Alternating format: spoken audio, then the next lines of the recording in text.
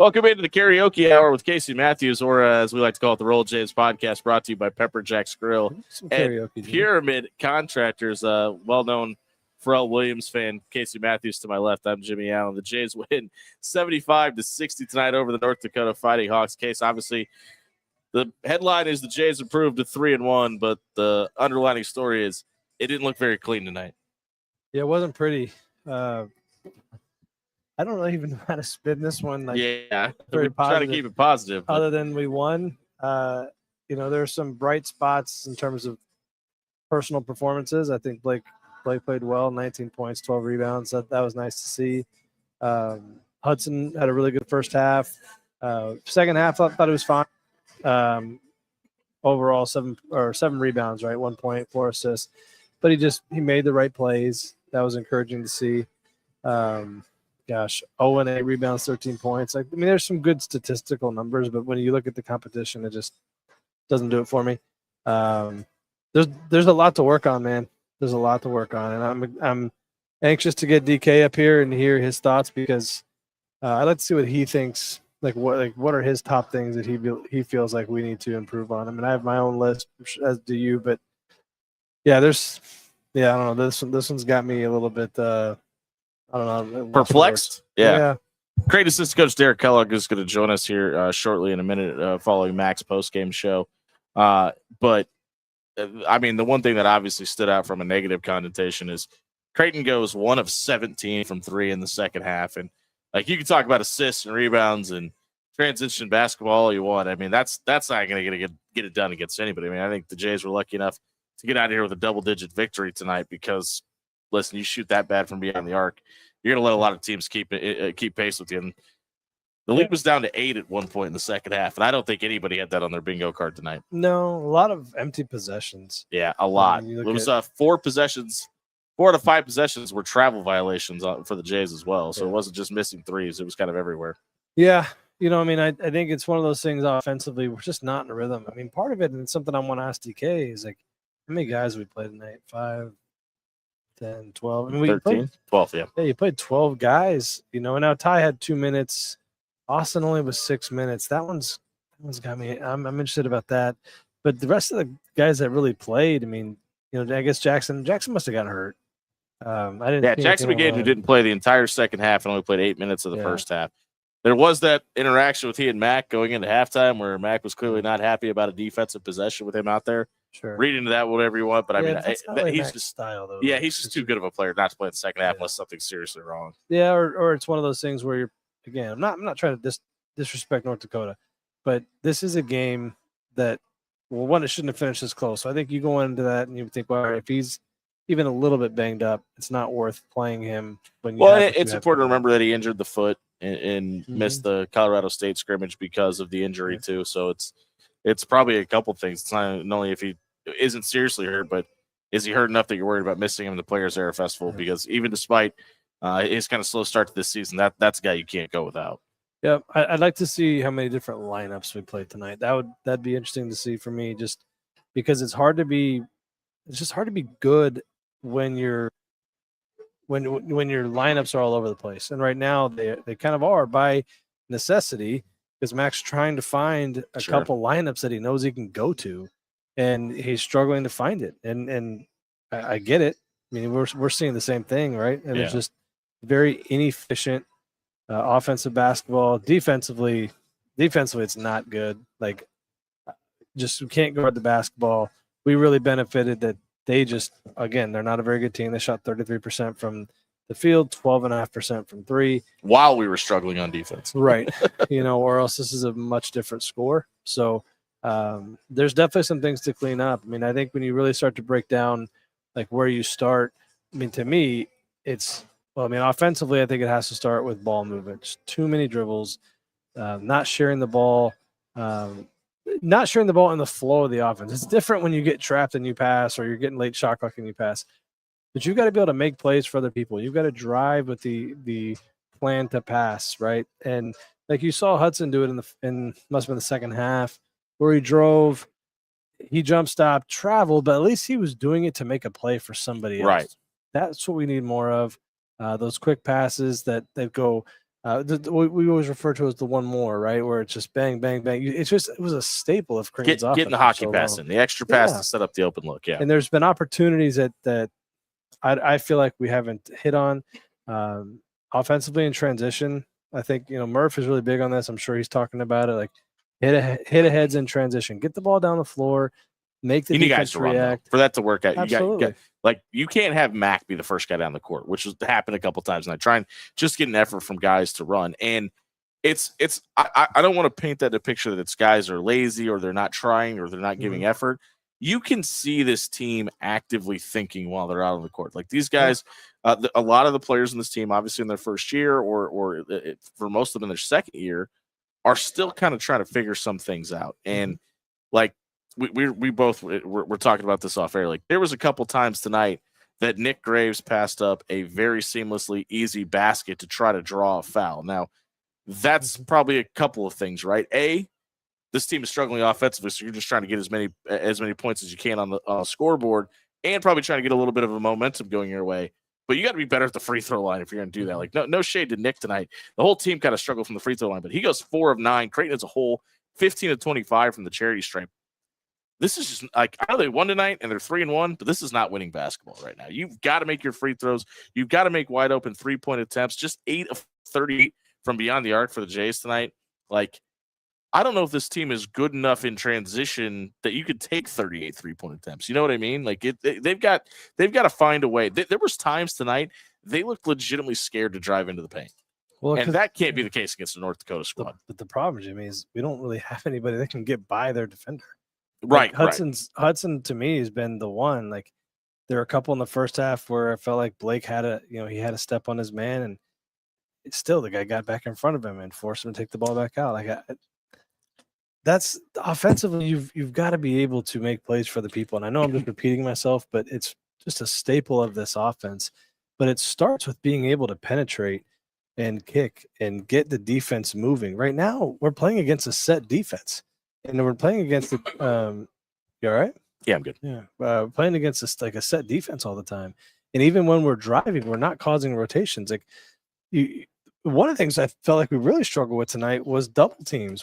Owen got double teamed quite a bit, and we're not passing well out of it. And a lot that starts with seeing it. That starts with trusting your teammates to be where they need to be. Well, you got to know the offense, right? Because you got to know where guys are gonna be too. But there's knowing the offense, but the offense is typically your set, right? It's really knowing like, okay, if I'm getting doubled. Typically, teams have a game plan defensively. They're going to double from the low side. They're going to double from the top side.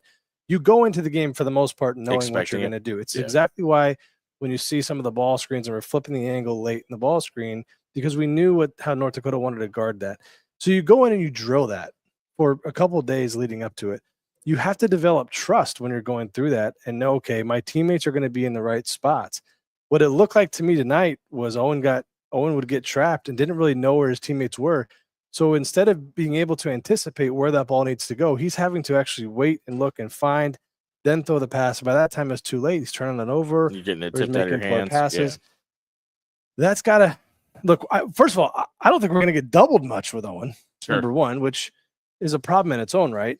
But against North Dakota, they have to. They don't have the size to be able to guard him one-on-one in the post. But it's the execution offensively isn't where it needs to be. And again, we're 4 games in the season, right? It's okay. But it just doesn't look right. It doesn't look polished. Yeah, but a key to remember, though, is as fans, we're also so used to seeing what we saw for 4 years. A finished product, yeah. And so now we're all like, what the heck is this? It takes time. And I do think that it's fair to say that it's fair to ask for some patience. And I think Mac and the squad deserve it. We talked about it on the last show. Like, this team has to learn how to win. This is another example. Like, there's just, like you said, you got to make winning plays. This isn't an example that you'll be playing on repeat about how to win games. We kind of won in spite of how we played.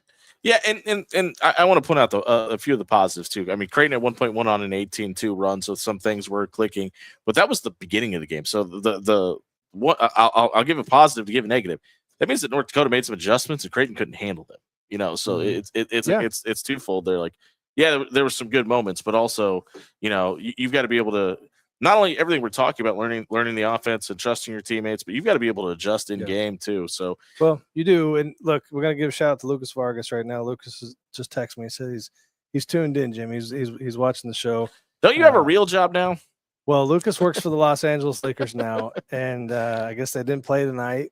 Fair enough. Hey, Lucas, we appreciate you watching. He's the best. But what's interesting, what you're talking about is Jimmy is being able to make adjustments and have your guys take what you talked about in the locker room and bring it out to the floor.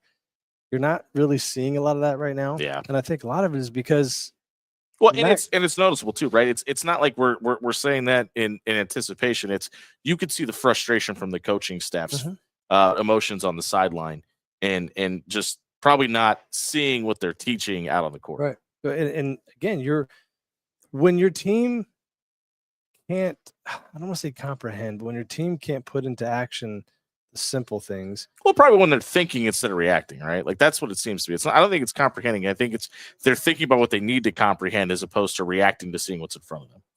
You went over my head on that one. I'm saying when you, and that's a credit to you, Jimmy, because I'm very intelligent. Guy. You're a little slow. It's fine. But when you don't see your team really understanding and being able to implement the little things, it's building blocks. You can't go on to the next thing. And so what I've seen so far is a team that isn't able to progress because they've got to handle the first part. The first part being unselfishness, first part being understanding that you've got to move without the basketball. You've got to trust that the ball is going to find you if it needs to. And right now, you're saying what I said. It's fine. Keep going. I probably I told you you're way smarter than me. But until they can really get that, you can't put the next building block on top. Right. And that's what it looks like to me. And that's got to be a frustration right now for this team. Is like, and I'm. This is not me making excuses. This is just facts. I mean, there's got to be a little bit to it that Karam got here late. Owen was hurt. You didn't know if you were going to have Fedor. You know what I mean? Like you talk about building blocks. There's got to be a lot of those building blocks that are going into place. Yeah. Probably a lot later in the process and probably a lot more close to the beginning of the season than the coaching staff really wanted it to be, which is a lot of the reasons you're seeing some of these struggles. Now, listen, there's also some intangible things that are lacking that I don't know if you can coach or teach or adjust to. That you got to find out the strengths and the weaknesses of this team on the fly as well. But that's the part that worries me the most. Agreed. And now, I think when you've got offensive minds on your staff, like Greg McDermott, like Alan Huss, like Steve Murfield, that you're going to be able to kind of figure these pieces out. I think that's where if you're a Creighton fan and you're looking for some silver lining, albeit a 15-point win like we mentioned tonight, there are some pretty clever individuals on this staff that have given you the reason to believe that they could probably get this thing straightened out. Agreed. But what you have to have then is you have to have guys that are bought in. You gotta have the dudes. You gotta have guys that are bought into the way that we're going to play, and that goes back to, again, our allude to our last video about learning how to win.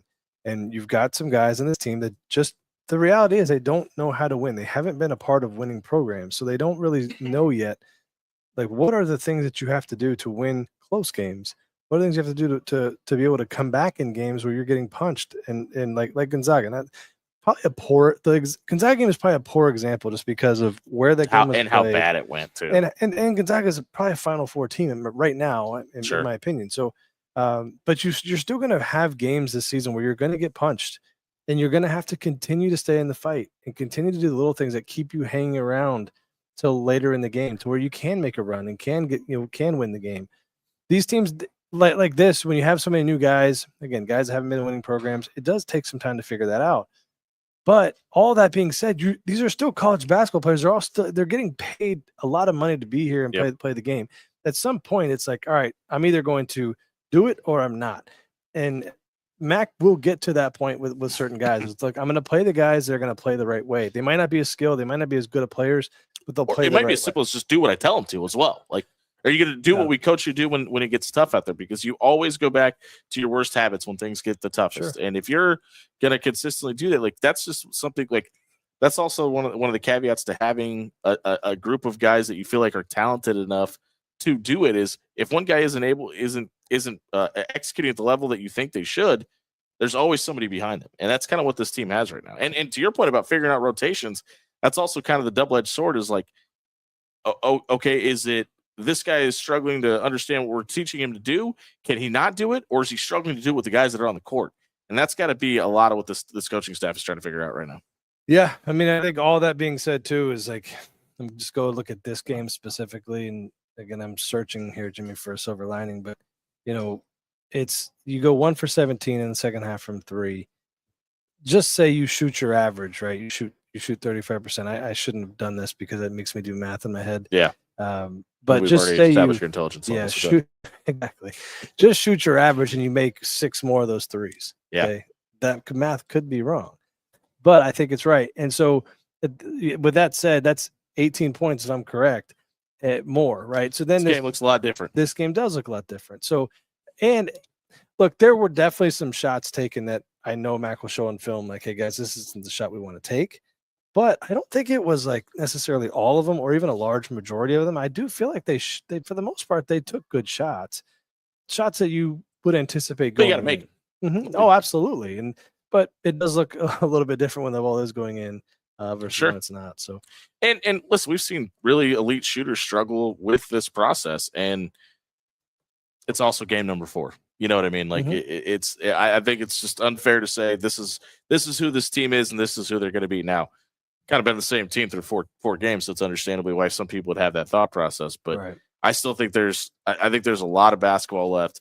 I don't think we've seen anywhere near where the ceiling that this team could reach. We're still waiting on Creighton Assistant Coach Derek Kellogg. We'll take a quick break. There he is. Oh, yeah. We'll stay with you. Then we're going to take a quick break. But Derek Kellogg is going to join us here to talk about Creighton's 75-60 victory over North Dakota tonight. And Coach, obviously, probably not the outcome you guys wanted, but it is still a win. Talk to us about what was going so wrong from 3-point land in that second half. Well, that'd be great if I could. If you had those answers, yeah. Hey, I've seen this guy with the ball on the court, even at this age, he can still hoop. Lucas, the right age of like 38, right? Yeah, right. Lucas said he's watching the show. Was it him? Who was it you played one-on-one a few years ago? It was actually an epic 2-on-2 battle. It was, 2-on-2. Lucas and one of the other managers versus Lucas Vargas, Lakers assistant, and one of his guys. And to say the least, it was an epic performance by the old by this guy. It was unbelievable. Did they score? No, actually they didn't. It was a 42-0 shutout.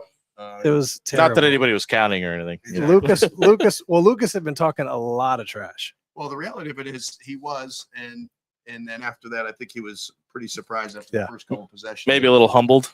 I'm not sure if that's possible. Oh, okay. Anyway, get back to it though. Is one of those things we never could really get on a run tonight. Yeah. And kind of get things going just because the shots weren't falling. I mean, one 3-point shot in the second half. We missed a bunch of free throws. Though we had, I wouldn't say it was great, but we had some good defensive possessions in a row and just never could turn it over and keep it going. But that's one of those things we're just going to have to keep getting better at and working at. I like Owen Freeman had some pop in the second half there. For sure. Big blocks and some offensive rebounds. And we did some other, I'd say, decent stuff. Nothing was like great or perfect, but the effort was a little better at different junctures of the game. The consistent performance from 40 minutes, is obviously something we can get better at. And, we're Creighton. We let it fly. We work on a lot of shooting in practice, and we probably, if we're going to be to the level we like to be, we're going to have to make some shots. Give me your top 3 things right now that you think this team needs to improve on. I know your list might be different than Mac's. That's all. That's fair, right? But so if you were the head coach, what are the 3 things you're like, right now we have to get these? Well, technically speaking, I'm somewhat in charge of, I don't want to say in charge of, but have some say on the defensive end of the floor, probably more than the offensive end.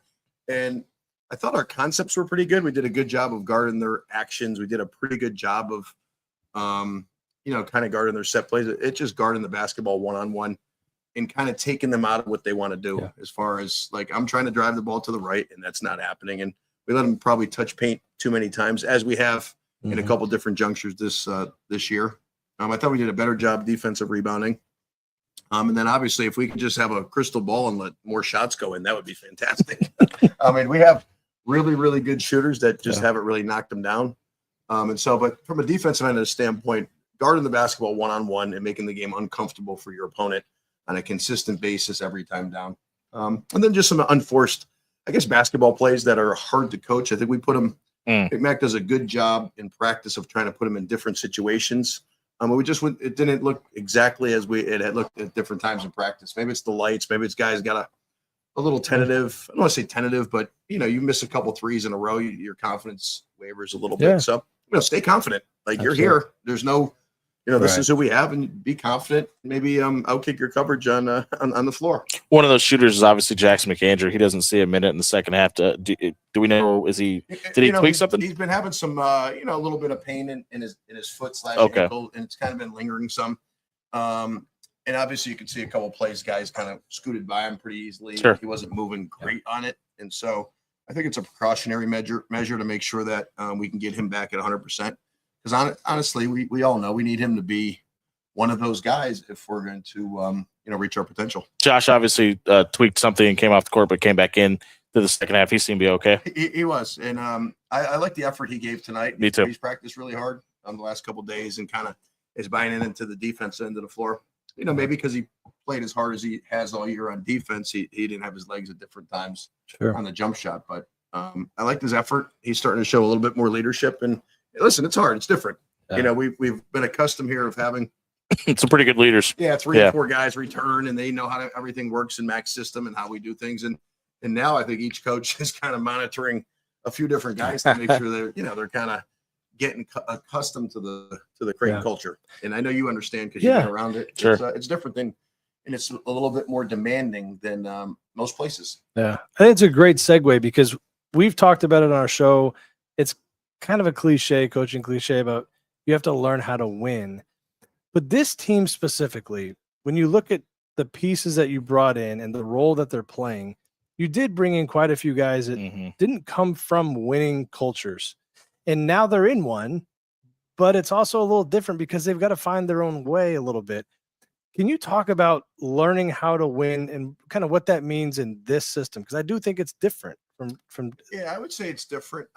Some guys, I think it is a cliche, winning, losing programs. I mean, I came from a winning program when I played because I had Marcus Camby and Lou Rowe on my team. Sure. So, that'll win you a couple games. If you if you throw, I don't know, whatever, we'll just say Nick Graves, who's here from Charlotte. If he played with Marcus Camby and Lou Rowe, he comes from a winning program. All right. When they lost 9 guys over 3 years at Charlotte to the transfer portal, it's hard to have a winning program. Right. Sure. And so, I'm not making excuses because those are just facts. Those are numbers. Some facts. And, Iowa with Josh and Owen were actually playing well and winning games until Owen got hurt last year. So there's some factors that go into it. But I would say the level of trying to win here is different. And it's something that we're trying to teach them, that everything matters. Every possession, every body language, every how you carry yourself on and off the floor matters. And that's something that doesn't come natural to all guys and some players. Do the expectations, you think, ever impact any of that from incomers that haven't played with these kind of expectations before? Yeah, I think so. And, we also have a fan base that has an expectation level. And so you start wavering a little bit and miss a couple shots, and all of a sudden you can feel the murmurs. You can feel the crowd getting into it. I mean, it's no different than other top 25 programs, whether you play Kentucky or Duke or whatever. You feel it. It's real, and that's what makes these places special. Is you have 15, 17,000 people watching against North Dakota on a Wednesday. Is it a Wednesday? It's only a Wednesday. Yeah. But anyway, on a Wednesday night, and that's what makes these places special. But then with that comes some responsibility to carry the Creighton logo. You guys obviously got a little bit of a surge from a freshman. Hudson Greer plays his first minutes as a Blue Jay tonight in official capacity. Only 1 point on the scoreboard, but obviously did a lot of great things away from the ball, a couple of assists, a couple of key rebounds. You just talk about his performance tonight, what you guys saw from him. I mean, I think what he brings to us is something that we need, is like a level of toughness on both ends of the floor, offensive rebound. Listen, he was like a few of our other guys, so excited to try to prove that he's helping. When you're playing, and we have a lot of kids and a lot of players that are trying to, prove that they belong on the court, that want to get more playing time.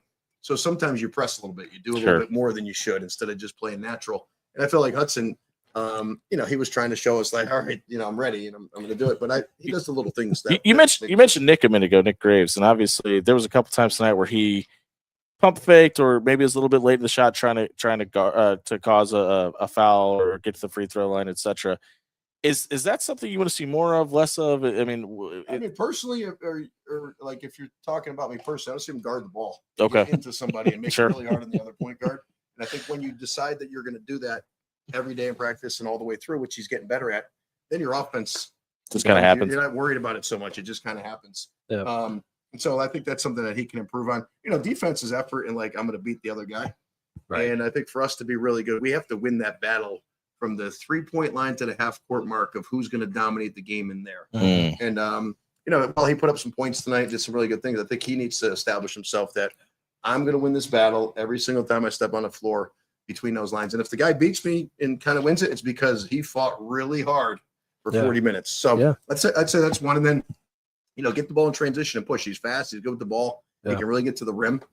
So if you concentrate on those two things, all of a sudden, those threes and free throws, they're just not in your mind as much. So and they probably come a little easier too. Yeah, exactly. Well, but the other thing is that he did average 18 a game last year at Charlotte, so they needed him to do some of that stuff that that's true.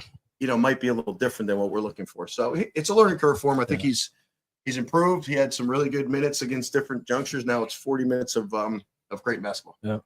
Talk about rotations for me, DK. I've never been a head coach like you, but when you have a team like this, that you look at some of these names, I mean, you want those guys on the floor. I mean, they're good basketball players, but just knowing college hoops, you can't play 11, 12 dudes and be good. You just can't. So at some point, the rotation has to shrink. Can you talk about how hard is that as a head coach, and how do you really do it?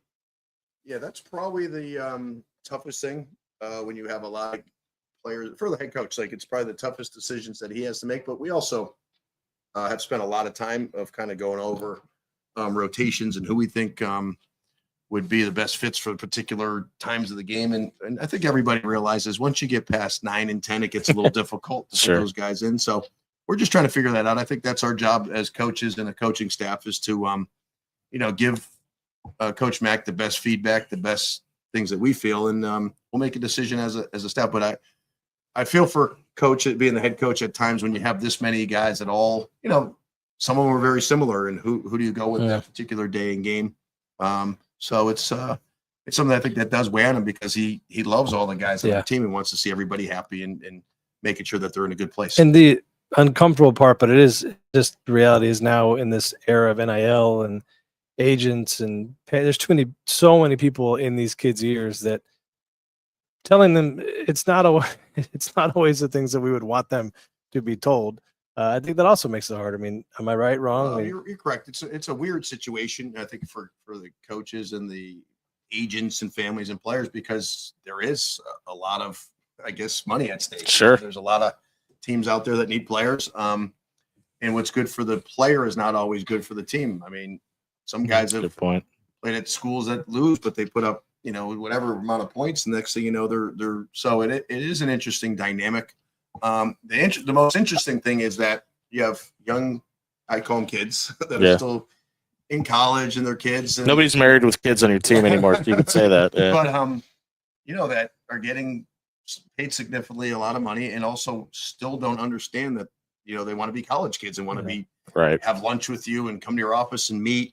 So I think the adults in the room are the ones who kind of understand the NIL and all this other stuff, but they still really want to be college kids, and it's a weird world to be in when their agents and whatever are all telling them one thing, and we're telling them like this is how you actually get to where you want to get to. Right. And some players make a decision about what's great for their career and getting better and all that, and there's some that honestly just are going to places around the country for NIL. I want to ask about Karam because he just seems to be a guy that is just always in the right place at the right time. I mean, there's obviously something to that from a skill set, but obviously a little bit of luck goes into play too. He's a guy that came into the process a little bit later than some of the other guys. What have you seen from him in practice that is kind of translated to the court? Well, I think Karam, a disservice was that he did get here so late. Because I think with a summer of learning and getting our system and the level you have to play at and the speed of the game is a little different than Europe as far as how hard you have to go all the time. Yeah. And I think when a lot of kids come from playing professionally, it's a different style. It's a different level of like intensity. It's the rah-rah of college, and they're kind of just professional, kind of just looking at you like we're here to play. Yeah. So I think Karam's starting to get used to that. Yeah. But I love his athletic ability. I think he moves as good as anybody on our team. He's starting to learn how to be like in 2 or 3 places at once, but he's not great at it yet. Okay. We'll I don't want to bring up Ryan, but he was probably the best defender in the last 50 years of college basketball. You probably didn't need to say probably, yeah. But I feel like Karam is starting to understand, like, I can guard my man, but also be helping everybody else, and then still get the offensive rebound or defensive rebound. And so that's been a little bit of an adjustment because we didn't have to worry about post defense for, I guess, 5 years, and then we didn't really have to worry about getting beat off the dribble because Coke was always standing there. He was always just kind of covering the whole team. Yeah. And so I think we're learning how to get better at that while we're trying to evolve our defense on that end of the floor. I mean, the other part of that too is you guys probably aren't really used to having to almost hold hands with so many guys. I mean, you are teaching the fundamentals of Creighton basketball to way more guys than you've had to over the last few years. Well, this is the kind of spinoff from the portal, the transfer portal, and NIL world that, trying to keep a program and a bunch of kids that grow through your program is a little bit more difficult because everybody, not to their fault, but wants instant gratification and kind of know their role and where do I fit? What am I doing? And it's a constant, it more so now than it was, when you go to a college, you stay there 4 years, you play. If you transferred, it was for some weird reason. Yeah. Now, if now you're just kind of. If you wake up that day and you feel like it. Yeah. They made the rules so easy to and player friendly that it's hard for them not to because they've bounced around from AAU teams to high schools and so it's a different dynamic. But we're trying to learn. I don't think it's easy to add 9 or however many new guys ever. Right. We're seeing. I'm watching games at all hours of the night. Southern's in overtime versus Washington. San Diego State loses to Arizona. Beat UConn tonight. Yeah, Arizona beat UConn on the road. So, but I'm just talking about these schools that have added so many new guys. They're going in and playing these kind of loaded mid majors, and they're in a dogfight. Yes, So, is it fair to say that everybody born on June 20th usually achieves greatness? That's what I hope. Okay. All right. Yeah, that's what I hope as well. Hey, DK, we appreciate it. One more question. Let's go. Yeah. Have you had a chance yet to watch Baylor? Yeah, I have. Yeah. No. He's talking about your next opponent. Oh, Baylor. I'm Jeremy. Yeah. University. He knows. He knows. We have spend a little time with this guy. You realize, like, Coach, I'm a little concerned now. But go ahead. To be candid, I was thinking Shireman, but I recovered. Yeah. Actually, I was watching them pretty much all day today. We're getting through them. You're going to see like a very talented athletic group that can get up and guard. They're playing a little different because the big kid who was at High Point last year who transferred there, he's out. And so they're playing a lot of like multi guys that can play multiple positions. And listen, they're a Baylor Big 12 team. I mean, they kind of, when you just say Baylor Big 12, you kind of get what you're getting at. Yeah, could be explosive. The kid Carr, who was at Tennessee, and he's an NBA player and a McDonald's All-American freshman. They got the kid from Wyoming who's really good, OB. And so they're a pretty talented team. I mean, obviously we're going to have to play better and we're going to have to score. We got to put the ball in the basket and then guard them as best we can and really keep them off the glass. What are you looking forward to the most about the trip overall to Vegas? I mean, I think watching us grow as a team and program, I think we're ready to I wouldn't say I'm not sure if we're ready yet, but hopefully by the time we get there on Monday and the ball gets up, we're ready for that level of competition and see where we kind of how we fit in the overall scheme of the national teams. Any concern about playing an afternoon game, 1:00 game? I think that'll be good for us. Okay. Yeah, I do.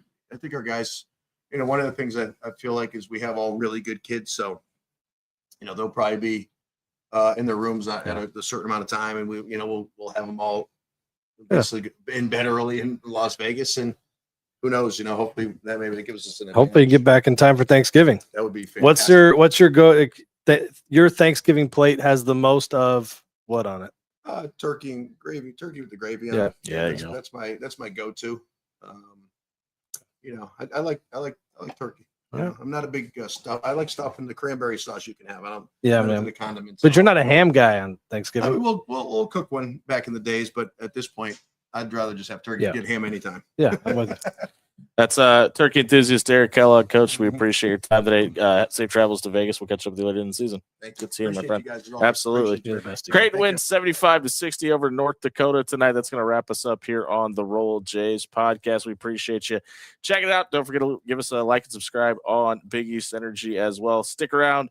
When it comes time to the Players Era Festival, we will have tons of coverage on the tournament from Las Vegas. We'll have we're gonna have a Baylor insider on the show. Hopefully Friday. That show should come out.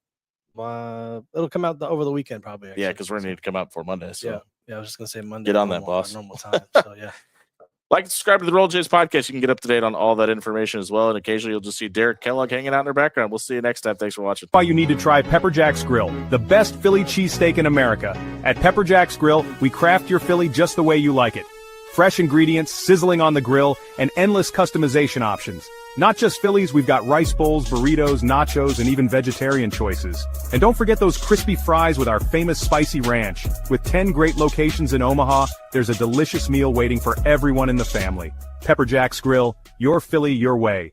At Pyramid Contractors, we do it all. From repairing or replacing your roof to updating siding, windows, or gutters. When you have a home improvement project, call Pyramid Contractors. Pyramid.